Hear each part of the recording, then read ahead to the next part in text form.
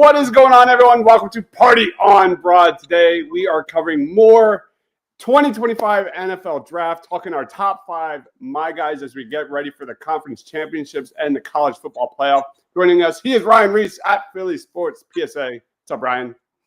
Not much. Ready to talk a little defense, as I assume, when we're doing our mocks and we're talking about the Eagles anyway.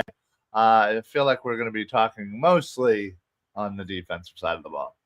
Yep, and that's what we're doing today. Top five on defense. We're going to do our top two day one. Then we're going to do our top two day two, and then our favorite day three guys. Obviously, it's early. A lot can change between now and throughout the draft process, heading into April.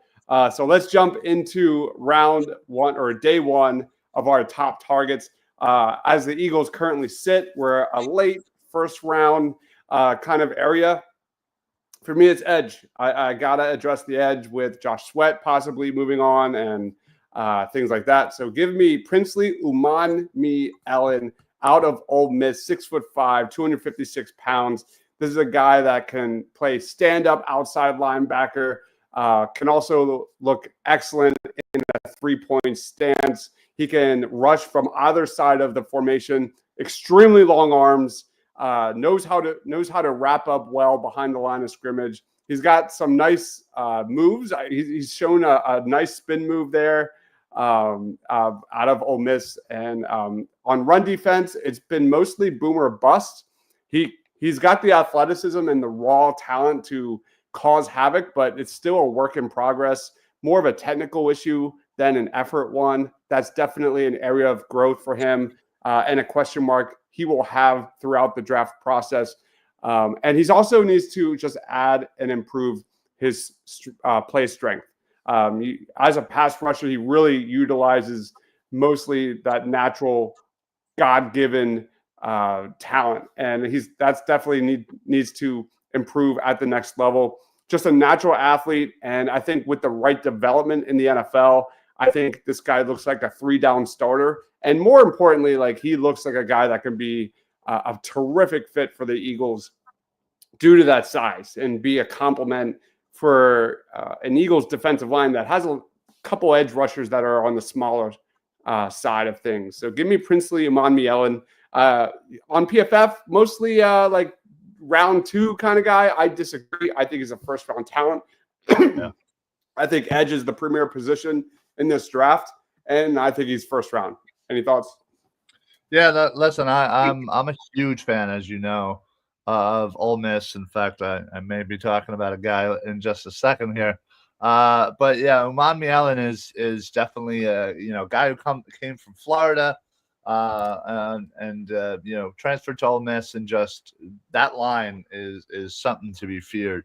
And he is, he is definitely one of those guys that's going to be there in that back end of the first round. And yeah, you just hope that, with everything going on with the line, and like you said, Sweat may be moving on, and, you don't know, who's all going to be there, but this would be a smart choice, Umanmielen, who definitely could, is still a little raw, honestly, but he's just a freak athlete, and I would just love to see him in Midnight Green. He's got 11 sacks on the season, 7 the last 4 weeks, 41 pressures, and he's a monster. He's a straight up monster. Who's your top day one target? You're my guy. Yeah, listen, I might as well stay at Ole Miss, as I said, and we're going to stay on that line, and we're going to go with Walter Nolan. This is a guy, again, as you said earlier with PFF, it kind of seems like he's a second round guy, but he's definitely a first round talent. He is definitely one of the better interior defensive linemen in this draft. This dude has an absolute nasty, explosive first step, and just really is able to just get into the backfield in an instant.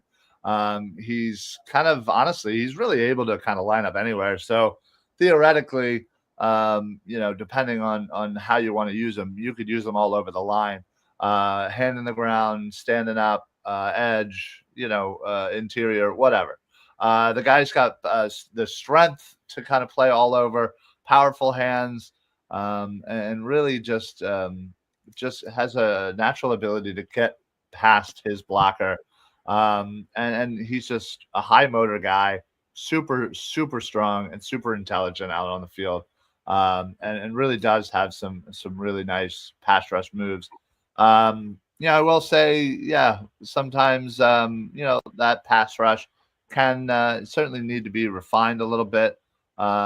Sometimes he might be a little too powerful for his own good, as he struggles kind of with once he overpowers somebody, he kind of struggles with regaining his balance. I'd say after kind of bull rushing, but yeah, listen, I think this guy again is an absolute star, day one impact kind of guy who, I know a lot of people are maybe questioning, oh, well, our interior defensive line seems to be all right, but, well, we might be losing Milton Williams. And, obviously you see, Jordan Davis is turning into a kind of a run specialist, if you will, not really out there on all plays. And, Walter Nolan and Jalen Carter could be an absolute domination, an unfair cheat code for the Philadelphia Eagles. And then you add the fact that you have a Jordan Davis sitting there that, you could throw in and clog up the middle there. So, yeah, I love Walter Nolan. And I think, to be perfectly honest, if you're going to get anybody from Ole Miss in the first, round, I'm going to be happy. So let's do it. Yeah, there's a reason Ole Miss's pass rush is the best in the country, and I think it starts up the middle. I love Walter Nolan. He's PFF's 39th ranked player on their big board right now, which I disagree with. I think he's closer to the top 15 than he is outside of the first round. Same. I think he's that high regarded, and I don't think it's a coincidence that the Eagles are getting so much pass rush these last few weeks, and that coincides with Jalen Carter and him dominating in the middle. So yeah. I'd love the idea of just adding to that rotation in the middle for the Eagles. Love it. Yeah, exactly. I mean, again, you think about, you don't really know how this team is going to look. Obviously we think that maybe Milton Williams might be here. We think, all right, maybe Brandon Graham and maybe Josh Sweat might not be here. So the line is definitely going to be very important. And it's so deep, it's so talented, and I feel almost that grabbing a guy like Walter Nolan in the first and kind of grabbing maybe an edge in the second might be the way to go, because the edge is just so talented.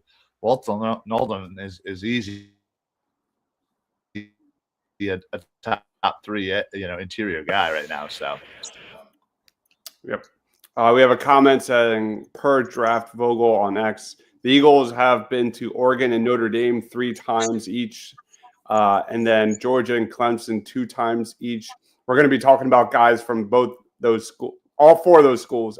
Maybe not Notre Dame. No Clemson. No Clemson. Nope. Yeah, I was. It was a tough choice to leave off one guy, but yeah, definitely. Maybe he might be my honorable mention. Yeah, but we will be talking about linebacker. Thanks for the comment. All right, so going Ole Miss back to back, I'll go next. And the guy that I want to talk about is no secret to Eagles fans. He is Landon Jackson, 6'7", 281 pounds. Watch any Arkansas game, and this guy just pops off the screen.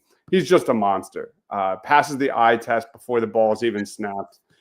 Plays with a explosiveness, plays with a violence at that size, and he's alignment versatile. He can line up anywhere on that Razorbacks D line, 0 tech, 3 tech, 5, outside, inside linebacker, can rush the passer on the left and the right.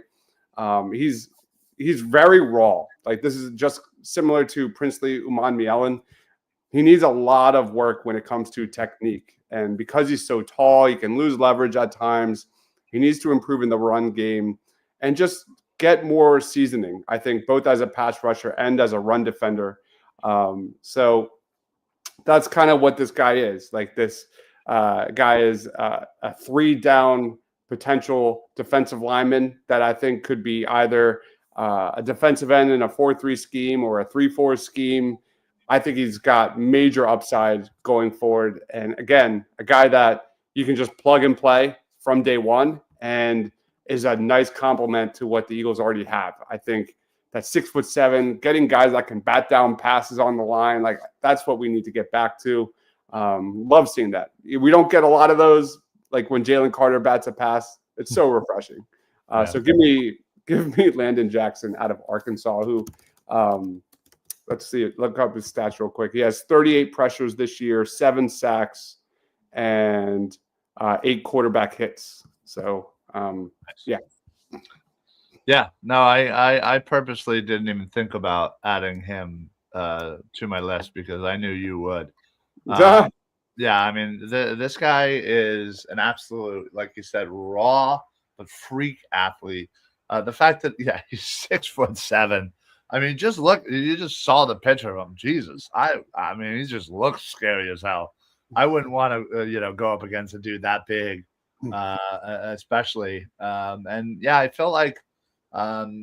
If he can kind of get into the right situation, and I think the Eagles certainly could be a really good situation for him, where he's not going to be out there every single play, where he can kind of work his way in and kind of develop his NFL skills in a nice way, in a slow way. I think he could be absolutely dominant. Yeah, we have another comment from Eagles Rule. Should the Eagles look for a running back in rounds 2 and 3? According to Dane, he feels like there's around 20 backs who could go between day 1 and day 2. He likes Phil Maffa out of Clemson, Martin Hampton out of UNC, Devin Neal out of Kansas. By the way, Kansas has been playing spoiler like hell these last few weeks. Seriously, yeah. Wins these last few weeks. But anyway, the running back class is loaded, man. It is absolutely loaded. There could be multiple first-round picks this year between Ashton Genty, Caleb Johnson's a guy that I really like. But I love the idea of like drafting a guy that can kind of spell Saquon a little bit in that similar mold as he kind of adds snaps and tread to the tires going forward. I would love to, have Will Shipley take that KG role next year, and then a guy to kind of maybe balance out, not so much with Saquon, but a little bit going forward. So I love this idea. I did it during our 7-round Eagles mock last week. Go check it out.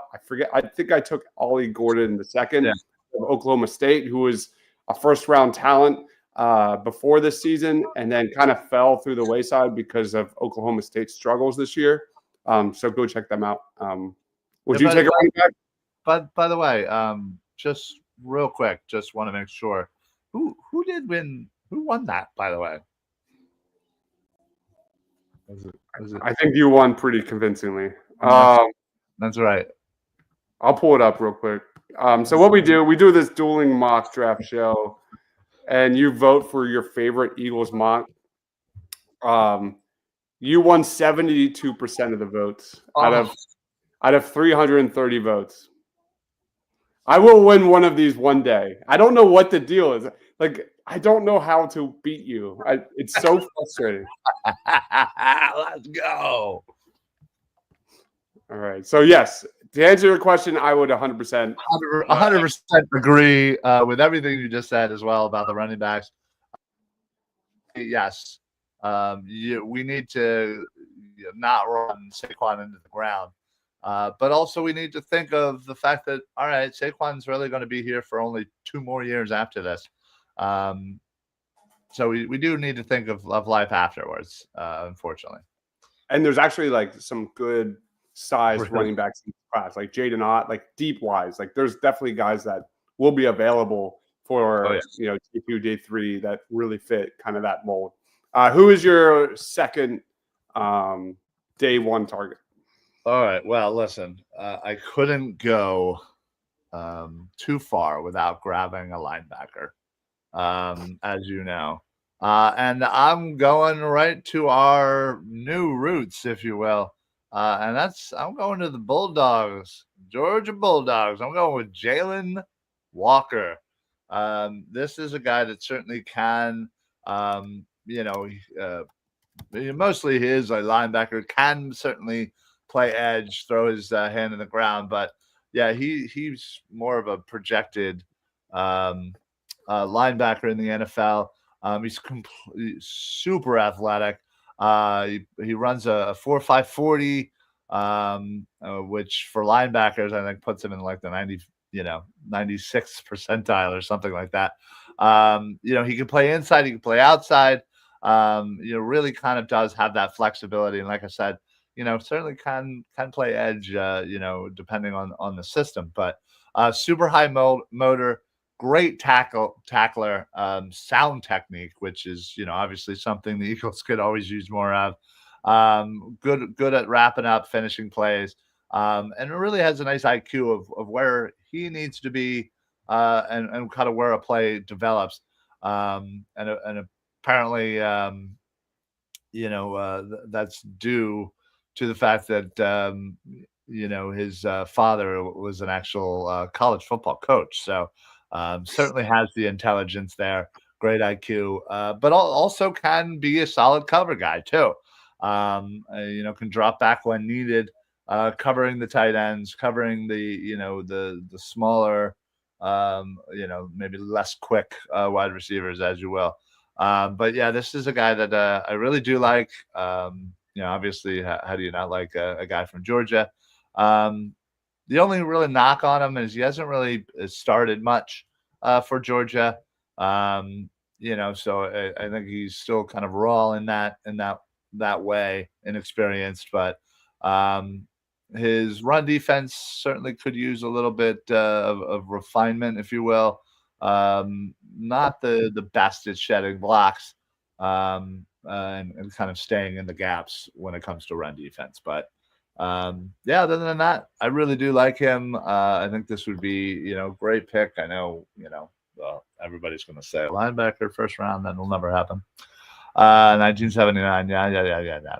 But, listen, we saw the impact of what two good linebackers can do for the Philadelphia Eagles. And I've always believed and always will believe that the linebackers dictate your defense. And if you have solid linebackers who can rush the passer, who can be effective in the run game, who can be able to cover your tight ends, that you don't have to worry about linebackers. It makes the front four's job so much easier. It makes your defensive back's job so much easier. And I think that is 100% one of the reasons why the Philadelphia Eagles have statistically the number one defense right now in the NFL. And we do not know what's going to happen with our linebackers moving forward next year.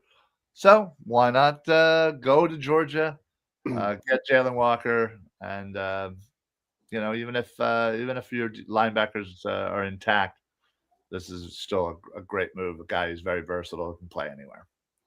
Yeah, he's a beast. I remember watching Georgia earlier this season, mainly to check out Malachi Starks, who's arguably the top safety in the draft. And Jalen Walker is the guy that has popped off the tape way more. He is just an animal. And I think he's one of the top off-ball linebackers in this draft. He's not a big guy, but he just impacts everywhere on the football field. He can drop back in coverage. He can rush the passer. Dynamic against the run. Screams Vic Fangio, in my opinion. And I would love to see that happen. Again, I don't think it's a day one thing, obviously because of reasons. But who knows? The Eagles' kind of philosophy has been changing over the last season or so. We have a question mark. Never know. Yeah. What positions do you want the Birds to draft in the first 5 picks? Edge. I was going to say edge, interior, D-line, tight end, wide receiver. Tight end's a big one. We'll do that next week. We'll top a lot of tight ends when we do our top 5 my guys on offense for next week. But I will add offensive tackle is not good this year. I am not impressed with the group. I'm never that big of a guy in terms of like drafting a top elite talent at tackle with, Stoutland, who is well regarded to develop these guys, the later round guys. So I'm not a big offensive tackle, although like I did take one in the second round on my draft last week. I just want to throw it out there. Like if you're going to get a tackle, you probably want to do it early. Eagles rule says, would you consider extending Saquon if he's playing remotely close to what Derrick Henry is at his age? Any thoughts on that? Yeah, listen, I think the running backs is a scary position because the drop off is a real thing, and yeah, it's tough. I mean, certainly, if Saquon's playing like he's playing right now over the next 2 years, you have to. You absolutely have to. Yep, I agree. Am I frozen here? Is that what's going on? You're frozen. Cool. Awesome. At least it's not terrible this time, though. It's actually not a bad photo. But anyway. I was going to say, at least I'm not like picking my nose or something. All right, let's get into day 2 for our Eagles draft targets. I'll go first while you figure out your camera situation. I'm going to stick to the edge. If the Eagles can't get one of the top edge rushers available, I think a really good round 2, round 3 guy is Kyle Kennard, an edge rusher out of South Carolina, has been the biggest breakout star this college football season. He was a transfer out of Georgia Tech and has been playing like the best defensive player in the country. His motor and pass rushing skills and ability to disrupt the opponent's backfield is off the charts. His numbers are ridiculous, man. He's got, real quick, 36 pressures. He's got 10 sacks. He's just been consistently dominant in every phase as an edge rusher this season. Leads the team in sacks, tackles for loss. He's got solid speed off the edge. I will say, though, one of the biggest drawbacks for Kyle Kennard is that he's not an elite athlete. This will be something really big to watch during the draft process and the combine. So if he tests kind of poorly, he could drop a little bit. But still, like he's got everything you're looking for from size and length and things like that to be a solid 3-down edge rusher. Give me Kyle Kennard out of that round 2, 3 area. Kyle Kennard. Yeah, no, this is a guy I definitely noticed about a month or so ago when his name just kept popping up, and he was one of the leaders in sacks in the nation. This is a guy that can absolutely get after it. So I can certainly see why why you would want to go after this guy. I'm sensing a theme with you here, but obviously edge is let's be honest, edge is the most important position for the Philadelphia Eagles for next season, regardless of if Josh Sweat stays and or if Brandon Graham gives it another run. It's still the most important position for the Philadelphia Eagles. All right. Who is your top day 2, my guy?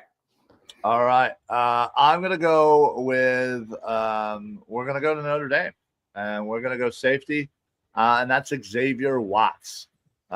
This dude is an absolute baller. He's an absolute playmaker. Dude has a nose for the football, and just loves laying down a nice hit. Complete ball hawk. Won the Bronco Nagurski Award last year. Has the absolute one of the best instincts, honestly, I think, in coverage in football. Last year led the nation with 7 interceptions.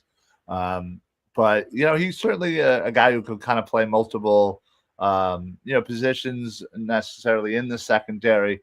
You can kind of, whether it's free or strong safety, you can play either one. He can play, a little corner, a little flat corner too, if you need be. But This guy's a physical guy. Like I said, a ball hawk, a guy who's going to absolutely lay the lumber. Honestly, I don't want to, get too excited about him, but, he has a lot of kind of instincts that remind me a little bit of Brian Dawkins. Ooh. I know. I don't want to. I shudder to say that actually out loud. But when you just look at what he does really well, he's an absolute dude who's a ball hawk, but he's going to absolutely lay the lumber. He's a solid tackler. So not only when he's laying the lumber, he's definitely going to wrap you up if you're not already on your back. He's quick. He runs a sub 4.5 40. So he can cover the ground need be. And, this guy is everything that I read is he's just, first one in, last one out, hard worker, absolute leader on that Notre Dame defense. And yeah, he certainly has, the skills to be one of the best safeties in this class. And, I shudder to think that, he might not be available by the time the Eagles pick in the second round, but still. And I know necessarily safety doesn't look like one of our major, needs at this point. All of what we've done, but still, I shudder to miss an opportunity to draft a young kid here who could absolutely change your franchise. And I think Watts has that ability. He is just a stud. Absolutely stud. Always around the football, man. Yeah. He's got 11 interceptions the last 2 years. He's got 2 forced fumbles. He's got 11 pass deflections. He's a stud. He's a stud. Like, I remember last year he had like 3 defensive touchdowns. Like, he was all over the place. And this year he backed it up with 4 picks. And Notre Dame is a top 10 team. That's definitely one to watch for the college football playoff going forward. Xavier Watts. Let's roll on to my next guy. I'm going to go to the line. Not going to do an edge rusher this time, I promise.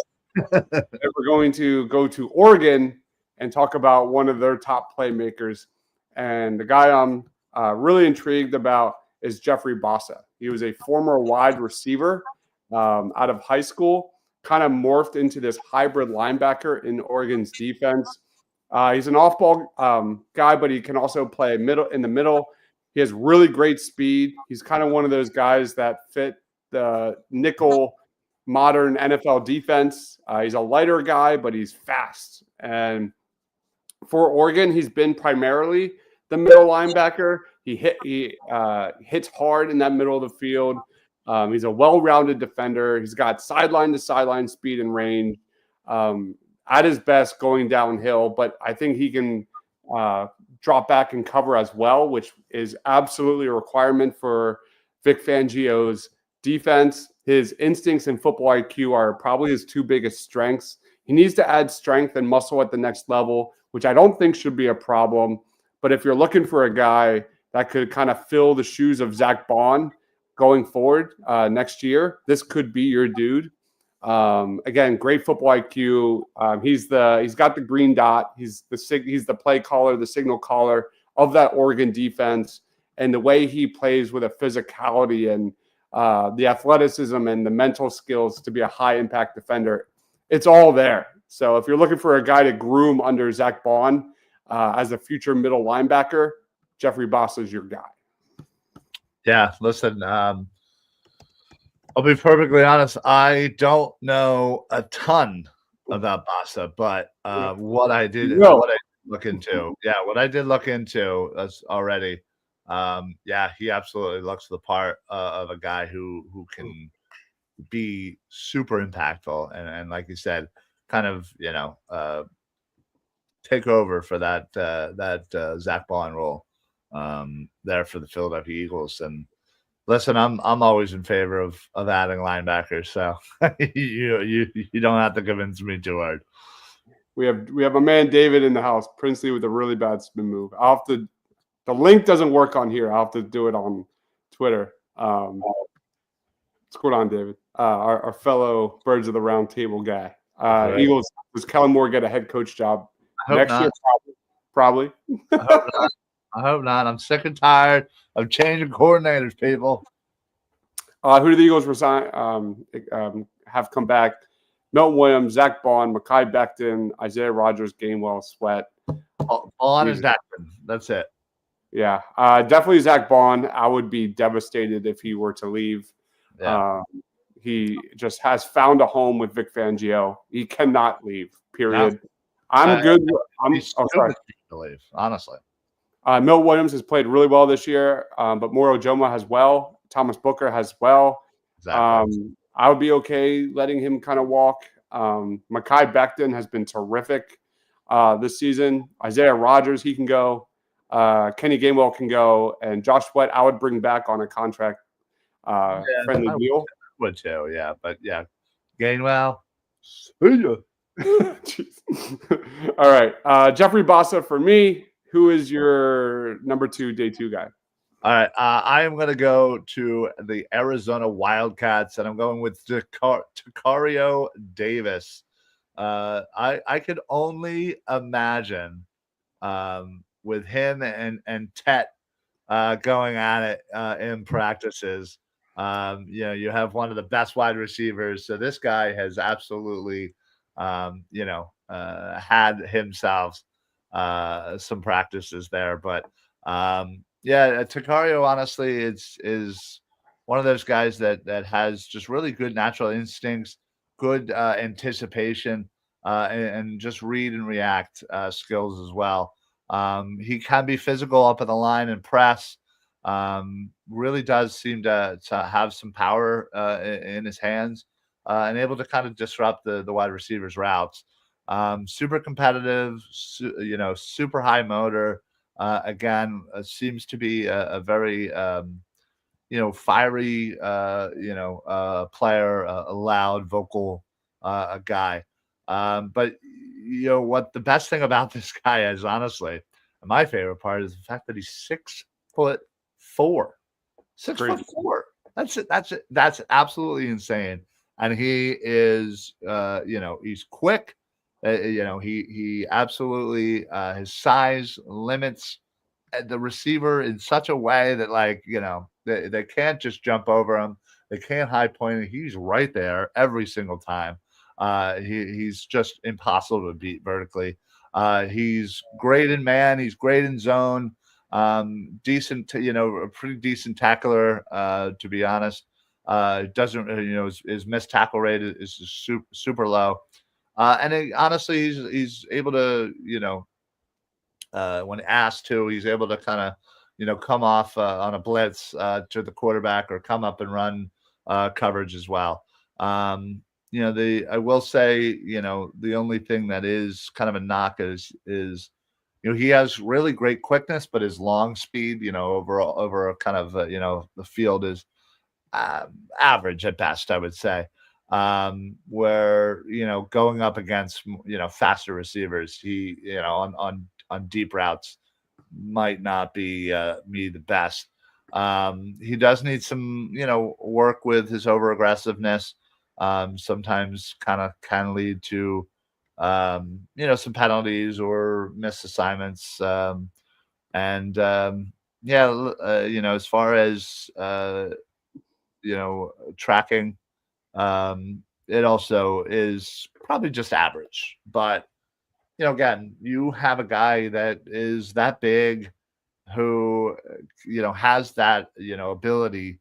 Some of these other things can certainly be worked upon. And, I know a lot of people are probably saying, well, what are you doing looking at a corner? But all right, look, listen, we don't know if Slay's going to be here next year. He's having a great year. The whole room is doing great, but Rodgers might not be here, and maybe Slay might not be here, and maybe Coop is going to stay on the inside, and Tacario can certainly come in and play that outside, with Q, and you could have 3 nice young corners for the next 10 years, and just lock down everybody. So that's kind of why I figure, especially for a day 2, pick, I think that would be a steal to grab Takario Davis. Yeah, he's one of the most intriguing guys for me, at least over these next few months. As someone to really watch. Again, Yeah. that size is off the charts. Insane. Love it. Yeah, me too. All right, let's roll on to day 3.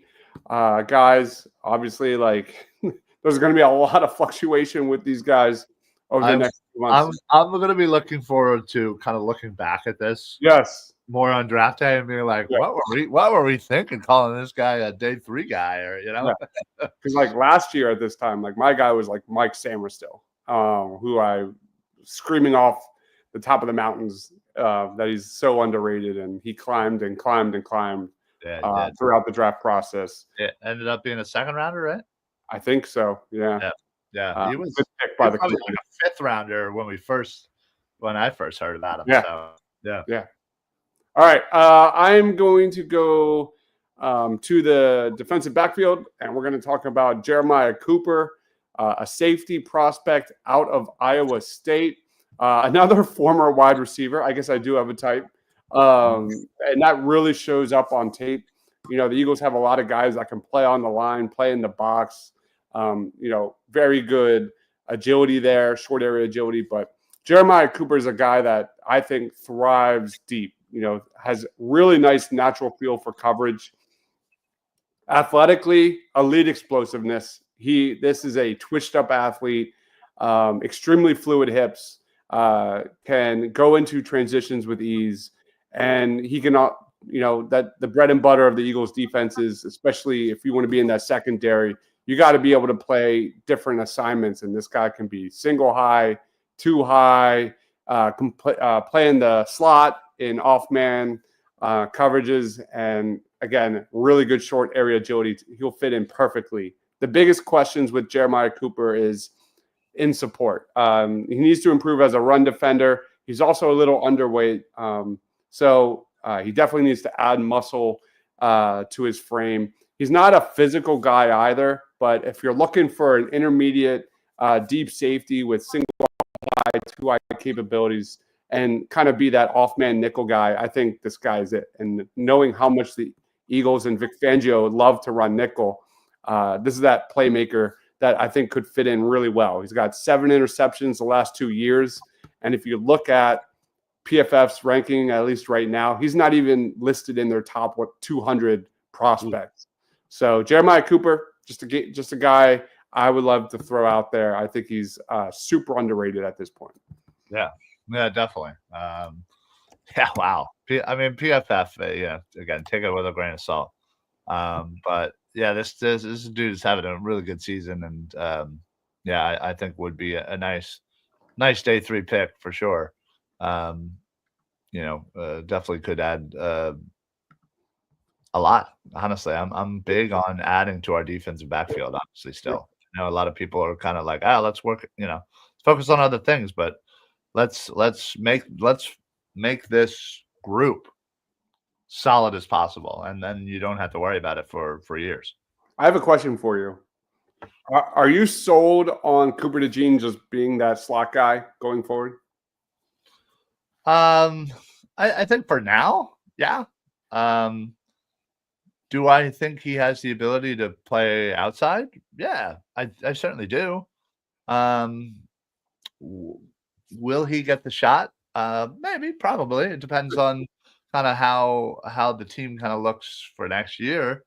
But I'm also very much if it ain't broke, don't fix don't fix it. But I think for next year, it'd be nice to kind of see what he can do with a full training camp on the outside, and go that route. And as long as we don't have Avonte Maddox playing the slot, I'm all right with him going outside. Yeah, definitely something to watch this offseason to see how they kind of utilize him, whether that's in the slot, on the outside, safety. I don't know. I mean, the way the Eagles play, the slot corner is a starting position. It really is. So I'm okay with either one, considering we know that a lot of what wide receivers play all over the place, and especially let's look at Dallas.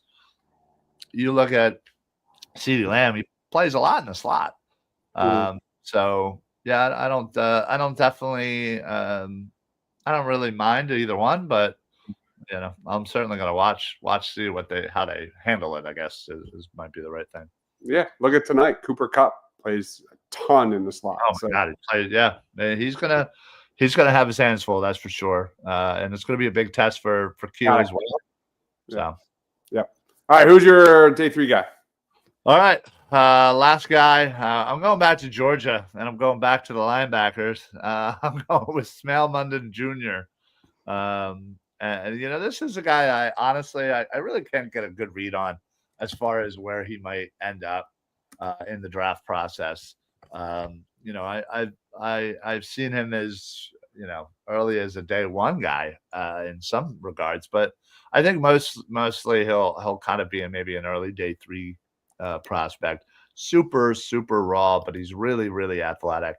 And this is the guy that I thought was going to be, the leader in the Georgia linebacking group. But still, he's explosive. He's fast. Runs a 4.46, which is one of the best for linebackers. Great sideline to sideline range. Can play all 3 downs. Can stop the run. Great pass coverage. Good blitzer. Good IQ. And he's a solid tackler. He's young, I will say. So certainly that is, to his advantage. But I'd say he just didn't really have that great of a season. Seems to be inconsistent, I guess, with his abilities. And mostly in the run defense. It seems like one game he's hitting the gaps and being super effective, and the next he can't find his way out of a plastic bag. So I will say the consistency needs to improve, but the skills are all there. So I will say I do like him, and especially if he kind of stays in that day 3 range. He's definitely so raw that I wouldn't mind, again, a guy that gets drafted that late, that you kind of maybe take a year and develop those skills and get them, especially if we don't address it in any other way, with what we already have. And let's just say Bond's, still staying and everybody's staying. This would be a great pick for, round 4 or 5, whatever, if that's where he ends up. And just, he's raw, develop him. Get those skills up and maybe, help with the consistency. He could eventually work his way into a very impactful place for the Philadelphia Eagles, I think. Stop, you're muted. Damn it. We're back. There's our top 5 my guys for the Eagles on defense. Guys that you should definitely be following along during the college football playoff. Next week, we will be doing our top 5 on offense. And I think there's some really fun guys there, running back, tight end, wide receiver, that we'll be gushing about as well. Ryan, final thoughts, plugs? Let's wrap it up. Yeah, listen, it was a great day, for college football. Yesterday, the kind of a lot of great upsets. Unfortunately, Ole Miss might have just got knocked out. Alabama, Ole Miss and Alabama. Yeah. Oh my God, I know. I'm sure Shane was loving it, but also hating it partially because Jackson Arnold did so well. But this playoff is going to really shape up to be something special.